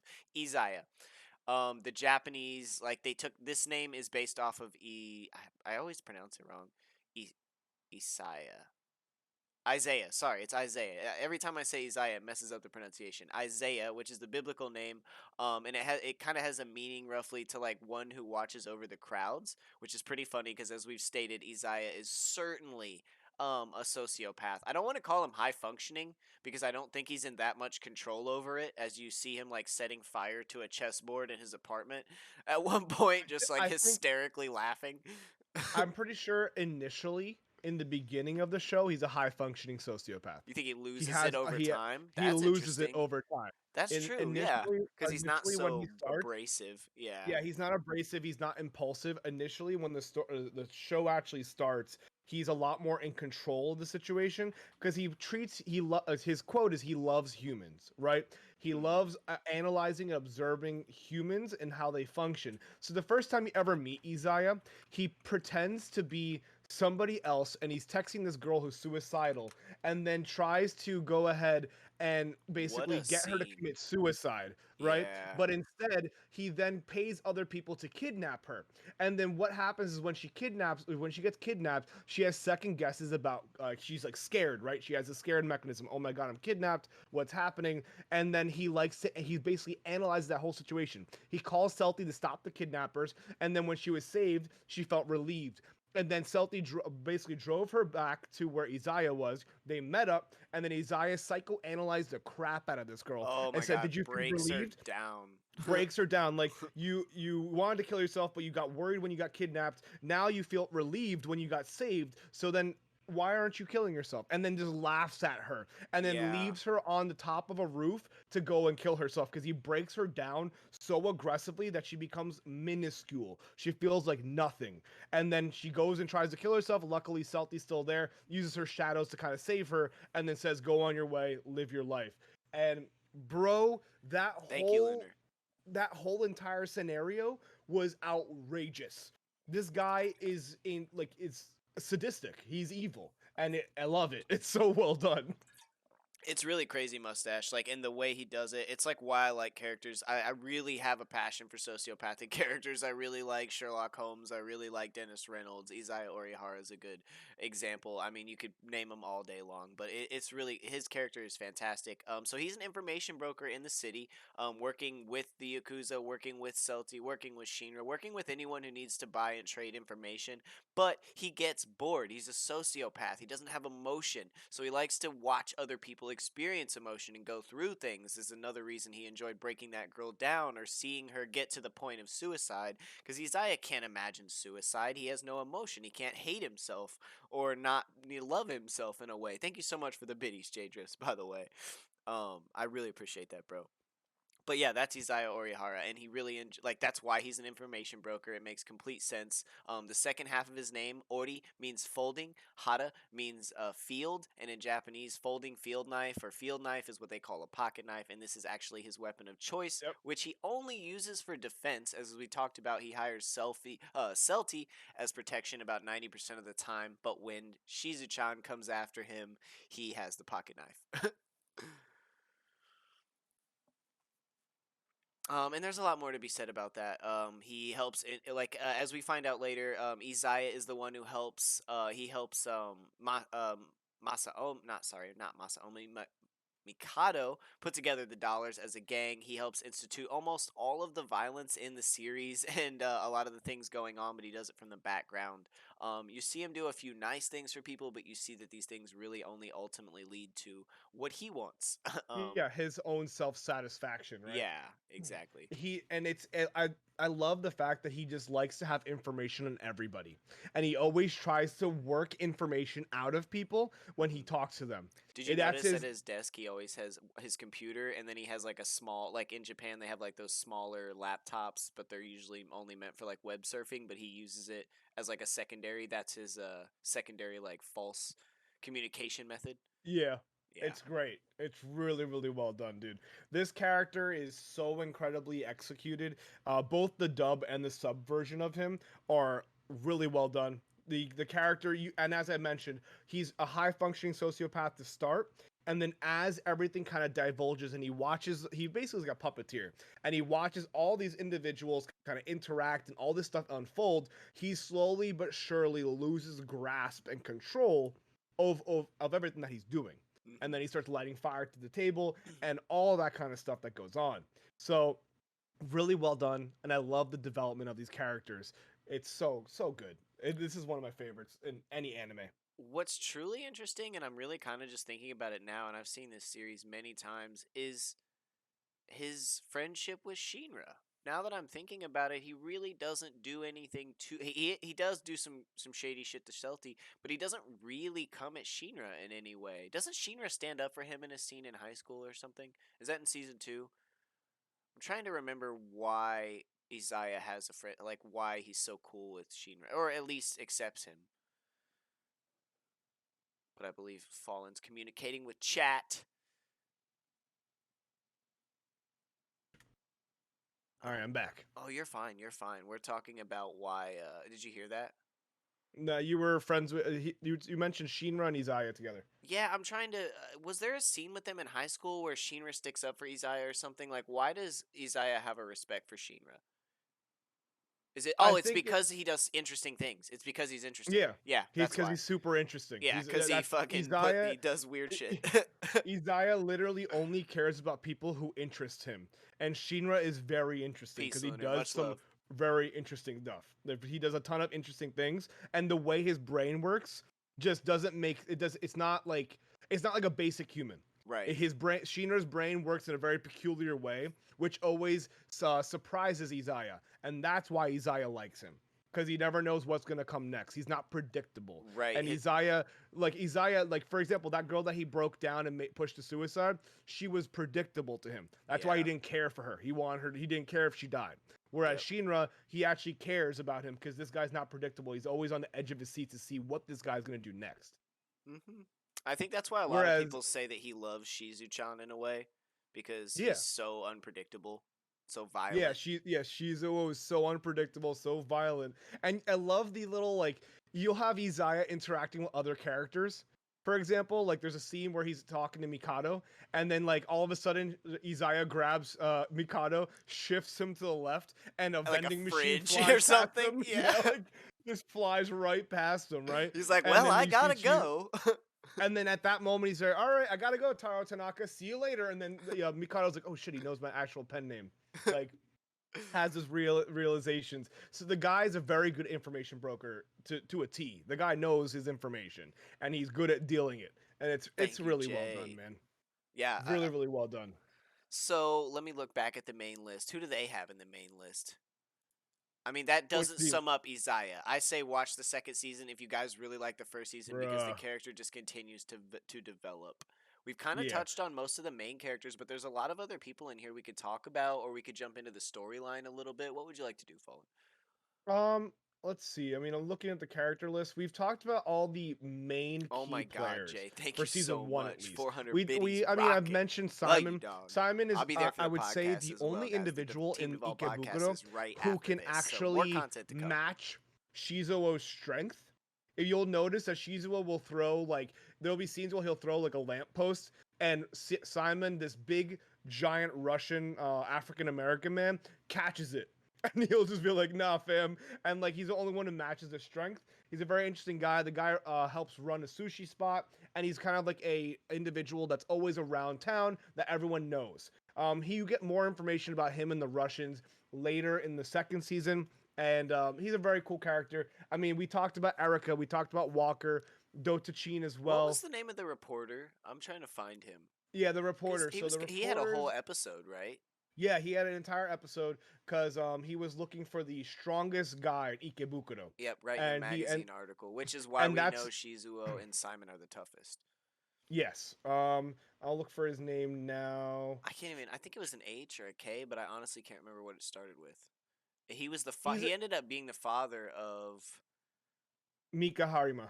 Harima. Yeah. Yes, and that's the girl who disappeared and then ends up getting a new head, right? Yes. Oh, it's Shuji Niekawa. Niyakawa. Oh yeah, because that's maybe her mom's name. Oh, They are okay. So set. it's not. No, it's not. It's not Mika Harima. All right. It's the other girl, Niyakawa is the other girl that the the Psycho teacher. one. No, yes, so back in the day, before we get into this show, you have Takashi Nasujima, who is a pervy teacher who hits on the high school students, and he had a relationship with this guy's daughter, Shuji Niyakawa, and then she ends up leaving the city and transfers to a different school, and then disappears at some point. And this was the person that Henri was connected to before she met Mikado and Masaomi. Now, Shuji Niyakawa is basically a reporter, and he's looking for the strongest individual, the toughest guy in Ikebukuro. And this is where he then goes and meets with the Yakuza, where I mentioned the Yakuza mentioned that the blue squares and the yellow scarves are beneath them, right? That's where you get that information from. And then you end up finding out Shizuo is the toughest guy in the entire city, and then Simon's the only one who can really match him. So those are other key characters that you will meet as the story goes on. There's a lot of cool guys like Shinjin, which is Shinra's father, who wears a gas mask wherever he goes because he says that Tokyo is dirty. Filthy air, yeah, which is Yeah, pretty funny filthy going air. through all of us having to wear masks now because I watched this series in like 2017 or something, and it had no relevance to the Western world, and now it Yeah, has yeah, all the relevance in the world. yeah. I mean, if you back over there, a lot of people just have been wearing masks before all the For COVID stuff years, is yeah, happening. for I think For decades, years, yeah. like decades, like people have just been. Whenever you feel sick, you put a mask on. Or if you go into an area, because remember, there's a lot of people who live in Tokyo, and there's a lot of air pollution. So it's Mhm. actually better to wear masks out there than not, because the air is low key actually Filthy. kind of Same not with okay. LA. So it's LA's a lot of really bad. yeah, it's a lot of smog that's around there, and it's not good to inhale all that stuff, you know. Yeah. So I thought that was an interesting arc, the Niyakawa arc, and being that his daughter ends up, I think I think Henri accidentally cuts his daughter at some point, and then she, has the psycha like thing and thinks she's the mother, finding out later that it's actually Henri who is, and that's when we find out the big like reveal that Henri is the original psycha owner. Yeah. So that's a very Lots of interesting. crazy So reveals. many So this arcs. Like there's just so there's much going so on. many arcs, dude. There's so much stuff This going on. There's character a lot list of is different characters. ridiculous. Yeah, this entire thing is crazy. I mean, at this point, I'm looking at the fandom, and they have separate sections for like antagonists and anime Yep. exclusive characters, and like they have categories for the amount of characters that are in this show, which is wild. There's a lot of depth in here, and then let's go ahead and touch a little bit on the storyline. Like, what Yeah. else do you want to talk about? So we kind of brought ourselves up to about 3/4 of the storyline, talking about all the reveals, but we didn't really talk about the final summation and kind of what goes down, which I think is really interesting because it mirrors what kind of happened with the blue squares and the yellow scarves, at least for Yeah. Masaomi and what he went through. Oh, but before that, we gotta talk about the big reveal of the dollars. Well, yeah, let's talk about that. Yeah. Let's talk. So so what happens is that girl, right, that had the head replaced. That girl ends up getting into a whole tiff because Celti is chasing after her, and she bumps into Mikado, and then Mikado takes her home to have her give her safe haven, basically. Mhm. And then what happens is that Mikado realizes that this girl has value because people end up coming after him. And luckily, Izaya and Celti were there with him when the group of individuals coming from Nami Yagiri. Because remember, she was the one who originally had the head Right, and this needs the this older girl to be sister with Seiji. sends her Because henchman. Yeah. yeah, sends her henchman to go get this girl because it's her little brother's, like, I guess, plaything at this point. And sends her henchman to go get it. And then Mikado realizes, okay, this girl has value. So he goes to Nami Yagiri, calls her and says, hey, let's make a trade. And then he got help from Izaya, he got help from Celti, and basically he went into the Dollars forum and said, hey, we're all meeting up at this location. And then he didn't know if people were going to come. Nami Yagiri rolls up with a whole squad of like guys in suits ready to just like take Mikado and kidnap him.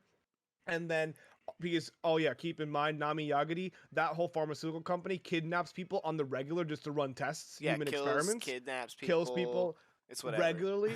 Yeah. So it's something that happens. It's a story. You'll see it. It's But very normalized. Yeah. yeah, it's very normalized. Out of all the things that you experience, that's like one of the normal things that goes on.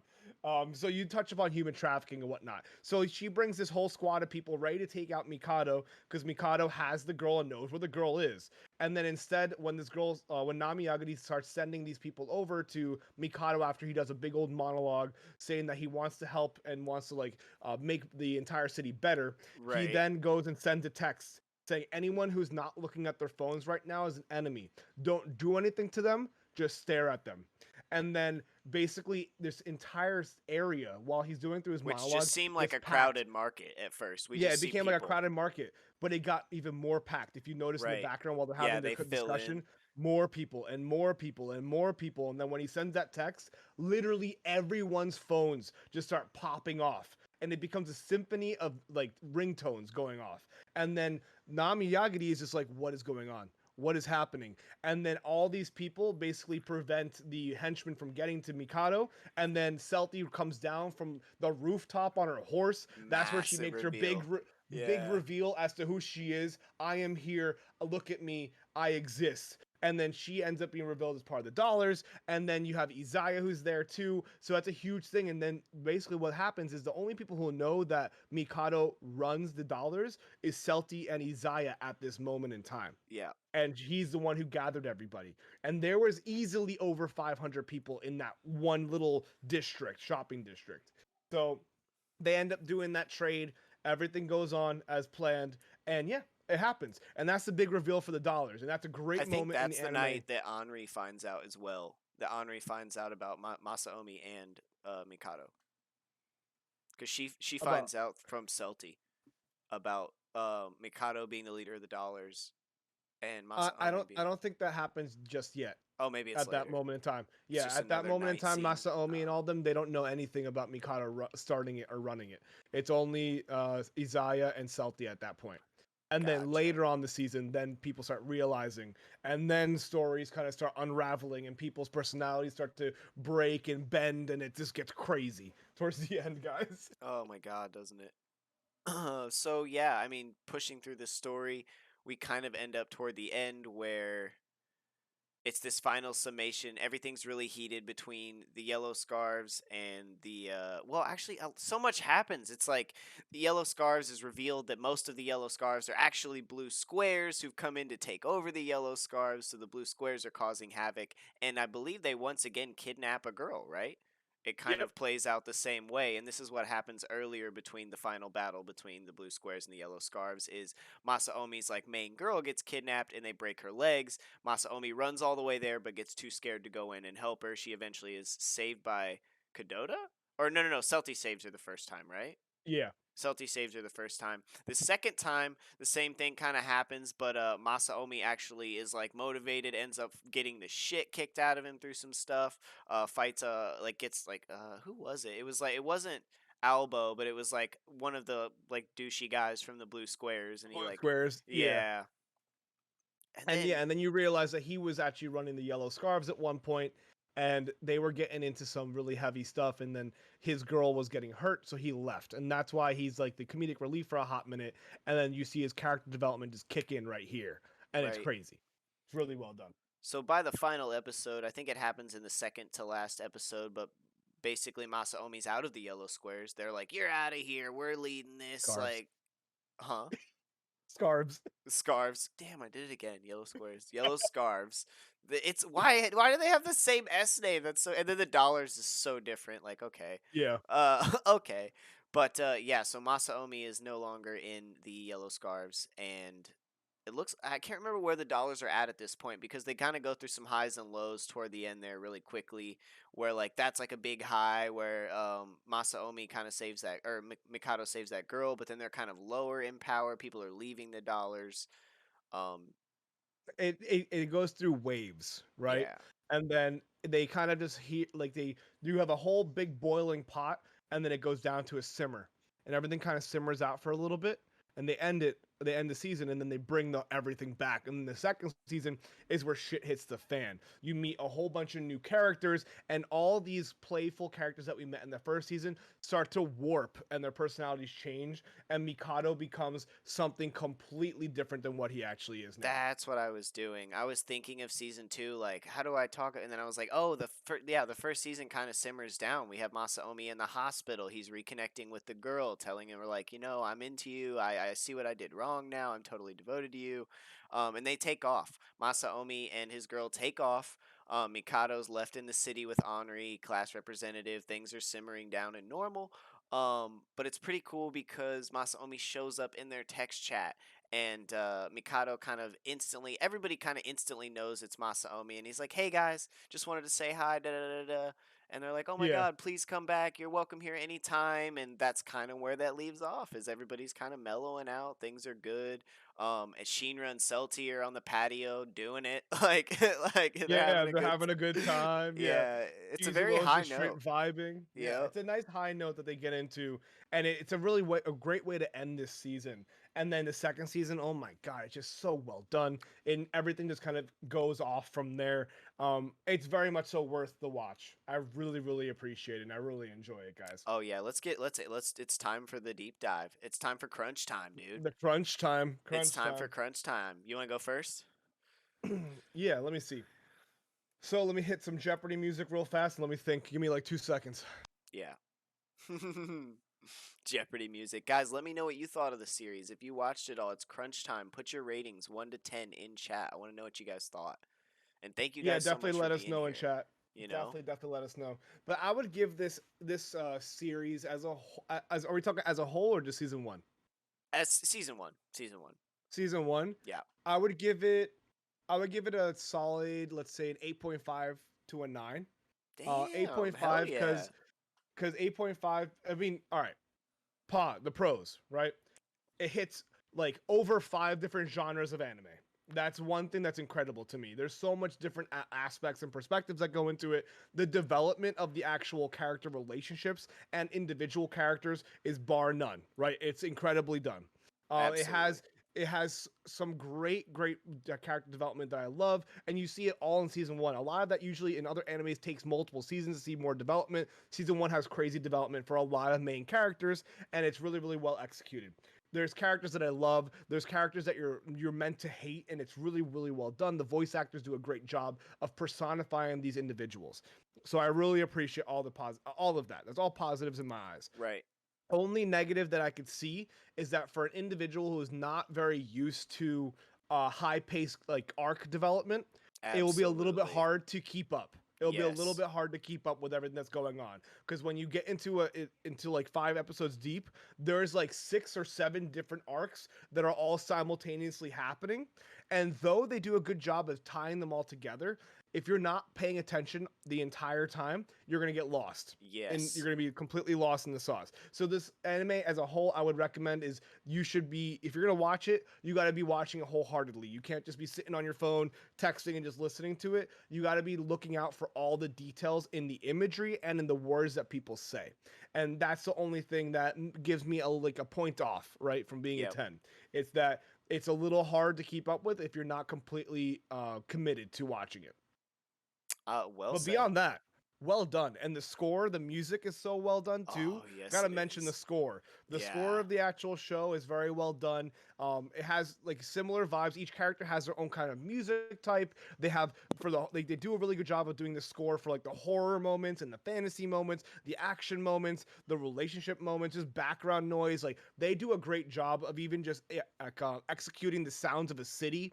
Like Yes. all that kind of depth to it is really well done. I So think I I really love that. appreciate The that too. ambient music, the ambient sound of Yeah. like the cars and the city and the lights, like that really, and this like that floaty little doodly doodly, like that Ikebukuro sound there anytime Yeah. they do shots of the city, like oh I love it. But going off of what Fallen said, I'm not. I'll give you my rating at the end. That's. I agree with you 100%. That is the only negative is that it is very fast paced. It cannot be a background show. You can't be doing anything else. You really need to pay attention to what's going on because, as Fallen said, there's these little ties and these little connections that if you miss, you won't understand why this character like is fucking with this character or why this character is motivated to do this because these little motivations turn out to be very big later on in the story. But as I've Yeah. said all for 3 weeks, this is one of my top five. I love this anime. It gets a 9.9 from me. And it is only Woof. because yeah, it's in my top five, man. It's like my Yeah, top. yeah, It's true. like my third.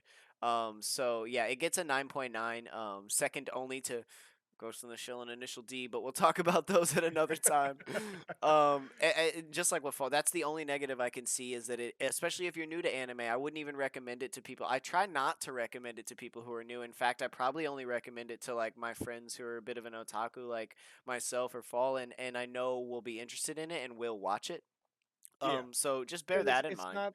it's not like the typical like action shonen, right? No, It definitely touches a lot of other kind of aspects to it. So I would give this to somebody who like has watched a lot of anime. They don't really know what else to explore yet, cheers. and they want to see what other genres they want to look into. This will be a great option for them, right? Absolutely. And the positives, I mean, a lot of what Fallen said, the character development is incredible. The people who wrote this show, I believe to be geniuses. um Yeah, like I I mean, really remember do. remember this show didn't start off as a manga either. This was a light novel. So that's why Yeah, you have so much written character development because it's not just a manga written out, right? It's a light novel, so they're like thick books and for that's why I this didn't mess with the manga this week. I started to read a little bit of it just to see because I've never actually read it. And even the character design is very different, and I don't like that when I'm trying to read a manga and I'm not looking at the same character with the same emotional attachments because they do seem a bit different. It's obviously a lot Yeah. more Japanese, but it had Western culture in mind when they wrote the anime, so there still is a Western influence, but they're trying to be Japanese with the manga. It's okay though. I didn't Yeah. finish it, can't rate it, but I love the series. 9.9 The from me. series is very good, guys. Yeah. Definitely check it out. If you guys have seen a good amount of anime, we highly recommend it. Remember, it's on Netflix and on Hulu, so you guys can get easy access to it. You don't have to get Crunchyroll or Funimation for this one. Very, very good, guys. And So now, yeah, want to talk about you anime want you next? want Yes. yeah. Yes. Let's Yes. let's remind people about anime next, and then also I got to mention the next animes that they get to decide on too. Yeah, dude, your choices. Thank you for putting those up so fast. I've already voted. Oh, you've already voted? Yeah. Woof. All right. Yep. So then let's go ahead and look at those choices first, and then we'll go ahead and touch upon Perfect. anime next. Yeah. So, in regards to your next choices for the next deep dive, guys, we have the following. So I went with a more of a horror kind of genre this week. So your options are High Rise Invasion, which is found on Netflix. It's a Netflix original series. I've been actually watching it recently in between of all the Durarara content that I've been grinding through. I've been watching High Rise Invasion. It's very much so action packed. It's pretty nifty. The way the actual story is developed is these individuals just going along their daily lives end up being teleported into a separate reality, kind of a separate space. And in this space, you have regular humans running around, and you have other people who have these high tech masks on. And these masks individuals are trying to kill all the people who don't have masks on, but they don't outright kill you. They force you to kill yourself. So what happens is you Oh, can't leave. You have to stay in these high-rise buildings. You're basically staying in these giant skyscrapers. You can only access the top floors and the rooftops. And to get from building to building, you have to go across long drawbridges all the way across all of them. And you have these different types of antagonists who have masks on, where you have the different types of you have like the maid one that has knives. You have the sniper mask. You have all these different, like, you have like a explosive mask, and you have all these different type of masked individuals who are all being controlled by the mask, and they're forcing people to kill themselves. So that's that whole genre right there. That one's really really cool. And that I've one been sounds watching it. really interesting. I might It's really really might interesting. change my vote. Now you also have one of my top 5 animes, Tokyo Ghoul. Oh man, Ooh, it is one of the best executed animes for season 1 that I've ever seen. It's so well done. Character development, par to nobody else. It's so well done. Main character changes his whole perspective on the world. It's really well executed. incredible! I've seen the first season. Love it. There's a Yes. reason why I have those sound bites on my soundboard for the intro song and for the breakdown of the song too. I love it. It has great animation. The fights are incredible. The actual creation of the world, like the world mapping and the world creation, is incredibly done too. You have basically what's happening is you have ghouls and you have humans, and these ghouls they look like humans, they act like humans, but they actually have it's called a kagune, which is basically a tail type of object that takes various different forms depending on the individual, and they only survive by eating humans or eating human blood or human meat. And there's a whole faction of individuals, like almost like the FBI, that are countering them, and the story progresses as the main character ends up meeting another ghoul, and then some way somehow, I'm not going to ruin anything, but he fuses with that ghoul, and then the story progresses from there. Really, really well done. One of my favorites. I have all the pops for it. I got artwork for it. I highly recommend Tokyo Ghoul, even if it doesn't win the vote this week. Definitely watch it on your own time. It's really well done. It It's a got my beautifully vote. executed anime. The first season is really, really good. Second season is technically not canon to the manga. It goes off the rails a bit, but it's still a very good season. And then season 3 is canon, so there's a little bit of a gap in between season 2 and season 3 because you have to fill in the gaps with like an online summary, and then you'll understand what's happening in season 3. But season 1 and season 2, mint, fire, really, really good content. Um, and then now you have the last option, which is Another, which is regarded as one of the best anime horrors in the game. It's really, really well done. It's Ooh. all about basically an individual who comes to a new school. There's a girl who's dead but not dead, and then people are dying in this like kind of like high school arena, and individuals just start getting killed left and right. And it's kind of a mystery horror. Really well done. I don't want to ruin the ending because the ending twist is something else. It's really Another. So definitely, Another. definitely check it out. Look at the trailers that I posted both in my Discord and in Nova's Discord, and then you guys can go ahead and vote and see which one you guys want us to dive into. Yeah, everybody, exclamation point Discord in Fallen's chat. If you haven't, it's sitting up in mine. You guys can jump in our Discords, and we have Anime Crunch chats chilling right there. Come talk to us. I've been Come putting communicate. yeah, I've been putting out a bunch of content like character battles in my anime crunch section, like I kind of saw showing like that. two different characters from different animes, see which one you guys think would win and all that kind of stuff too. So it's That's pretty a lot of fun. badass. Okay, a little bit about anime next, you guys. We've been talking about it a Here we lot. go. Here we go. That was so well done, dude. I thought that was a soundbite. Was that a soundbite? No, that was me. Well done. Anime Yasu. next. Big anime convention in New Jersey coming up. Fallen told me about it. We kind of got onto it early. We applied what, like 6 months ago for this? 6 months ago, yeah. Yeah, they ended up getting back to us and they want us to stream. They're going to feature us. We're going to partner with them for a whole weekend of charity events. We're super excited. It has been like a crazy year of charity for both of our channels and I'm stoked on it. Like it's just insane. Like I think we've raised more money than I've ever made off Twitch, which is just pretty Yeah. awesome.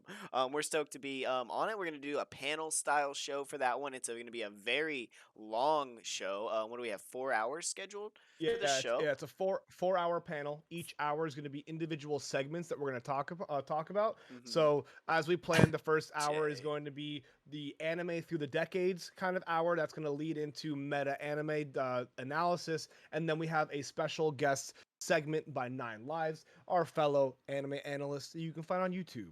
And then on the ending, we'll be bringing you an Much extra love, Nine little Lives. segment. Yeah. And then along with that, we'll do Q&As and all that jazz. So definitely check it out if you guys are interested. And then along with that, both of us are key featured streamers for the Friday day of the digital Yes. convention. And Nova will be doing a whole racing for, I believe Vroom, you're doing vroom. Forza, correct? Yes, sir. He's doing a whole Forza event for Anime Next. Man's got the whole rig, by the way. Bro, I love Man's this has a thing. steering wheel, he has a shifter, he has an e-brake, he has a clutch, he has a brake, he has the gas, he has the whole setup. We're ready to which go, is baby. super cool. Learning to And then drive along all with over that, again. and then I'm going to be one of their key featured FPS streamers, where I'll be doing a full Tarkov stream, where I'll be bringing in Tarky. various streamers to come in to talk about anime while we play some Tarkov. Yeah, I got the e-brake, Jay. Check her out. That's my boy. It's just a spring though, not hydraulic. I'm excited for the Tarkov streams. Are you gonna be doing a tourney, or is it gonna be just a chill anime focused kind of Tarkov day? So Friday is going to be the chill anime focused Tarkov day, and then Saturday, in between our two anime next streams, I'm going to be hosting Fireteam Trial Sanitar Selects with the man's Trexcapades, and Oh, hell we're gonna have 20 teams of duos doing a whole bingo board format, 6 hour tournament. It's gonna be a lot of fun. I'm super excited to have that play out too. Well, you heard it here first, everybody. If you're interested in Tarkov, we got tourneys coming up. Sign up, get a hold of Fallen, jump in his Discord. I'm gonna shout him out right now in chat. If this dog will stop bumping me, he's so needy. Oh my god. I'll shout you out too, brother. Oh, thank you so much, bro. Yeah, Never, we gotta help the homies. never expected, always appreciated. That's gonna be my Twitch term. Never expected, always appreciated. Always appreciated. Yes, Yes. exactly. It's a Yes. good way to live by. Also, it's always free to be a homie, is what you say too, right? Well, I ganked that from Miss Kroger, and I try to shout her out now every time because it's an awesome phrase, and I don't want to steal her thunder. Get out from under the desk before I kill you. Thank you. But guys, thank you so much for being here. No, I love him, dude. He's a puppy. He's my brother's dog. And he's so needy. He's just like me, and I think that's why I Yo, don't like mustache him. bro, thank you for the follow, brother. Hey, that's Appreciate it. my main mod right there. Mustache Bro is a really good dude. Much Oh, love, hell yeah, dude. Mustache Bro. But thanks guys so much for being here for the Anime Crunch Durarara Season 1 deep dive and analysis. Crunch time was fantastic. It got a very high rating from us. I'd love to know what you guys think. J Drifts, I love you so much, bro. Thank you for the biddies today and being awesome. I got to do an ollie, but we'll do that here in a minute after I say bye to Fallen. Oh, yeah, yo, once again, guys, thank you so much. We love doing these podcasts. We love doing these deep dives. I appreciate each and every single one of you. And big shout out to the big man's called Nova. Fantastic streamer, Love you, fantastic dog. and a fantastic individual. Mans is intelligent, knows everything about anime just like I do, and we have a good time here. Are you He's a flirting fantastic- with me? We might be flirting. I don't know. We I'm might not be sure. flirting, chat, guys. This is my man right here, Fallen Neophyte. He's the boy. He's the dude. The dude's probably I mean, I consider myself like, I'm into anime. This dude isn't just into anime. He is anime. Look, right? Check out his channel. He's an amazing FPS shooter. He's got all the content, all the tips constantly popping on his TikTok and Instagram. Much love, Fallen Neophyte. Thanks for co-hosting the show with me, man. Much love to you, man. All right, Take I'm it gonna mute easy. up and do my little ending. You have a great day, brother. You too. All right, bye guys. Bye, Fallen's chat. All right, let's mute up, guys. Mute and deafen. Jay, I want to say thank you so much for being here, man. Yeah, I got the whole rig, dude. I got my shifter right here. Got my fucking e-brake, got my wheel, got my clutch pedal down here, and I want to talk to you about price because I got it for dirt cheap. But I love you guys. Thank you so much for being here, Mustache Bro. Thanks for following Fallen. That's a good friend of mine. I also wanted to mention, guys, I'm on Team Devolve. You guys see their name all the time. I talk about them in the beginning of all my streams. You got what for dirt cheap? This whole wheel setup. I got and the e-brake. I found a dude selling it on fucking Let Go type shit and got it for dirt cheap, bro. But yeah, Team Devolve, as I was saying, the podcast is going to be today, guys. Are going to be on YouTube. I will link that up all over my Discord. It's going to be J Drifts and Devolve Ryan, J Drifts 9K and Devolve Ryan, my fucking boys. I'm not sure on what the topic is today, but these podcasts are fucking awesome, and I love tuning into them. So I will see you guys there. I believe it's going to be on just YouTube today, YouTube Live. So if you guys haven't followed the Team Devolve channel or subscribed to the Team Devolve channel on YouTube, make sure to do that. Nova is a rookie again, bro. I'm a rookie. It's pretty bad. If you watch the stream from last night, I'm learning how to drive all over again. But thank you guys so much for being here. Remember to vote in the Anime Crunch section on what series you want to talk about next time. But I love you guys. Jay, I'll be talking to you soon. I'll probably pop over into chat and come talk to you now if you're chilling. But yeah, thanks guys for being here. That was Fallen Neophyte. I'm Cause Nova, and this is the Anime Crunch Show. We're doing the Anime Next Almost Home convention next month, and we're gonna raise some more money for charity because that's what we do. That's what we do on my channel.